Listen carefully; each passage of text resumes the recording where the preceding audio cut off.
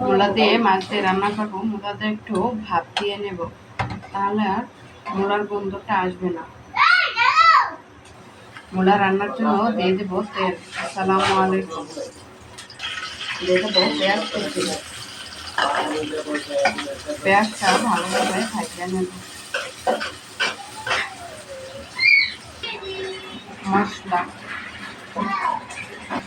মশলা কষানোর জন্য ঝোল।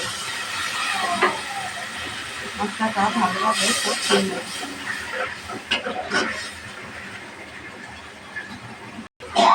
মশলা কষানো হয়ে গেছে। সিম আর মূলাটাও 5 মিনিটের মতো কষিয়ে নেব। তারপরে সিদ্ধ হওয়ার জন্য ঝোল দেব।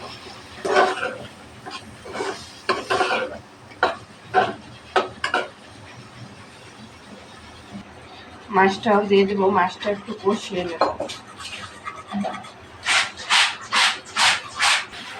ডিম কষানো হয়ে গেছে। সিদ্ধ হওয়ার জন্য দিয়ে দেবো গরম জল।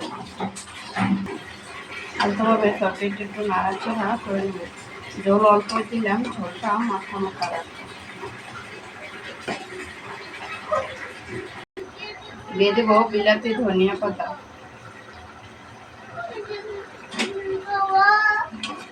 আর তরকারি রান্নাটা হয়ে গেছে। দেখুন কালারটা কত সুন্দর হয়েছে।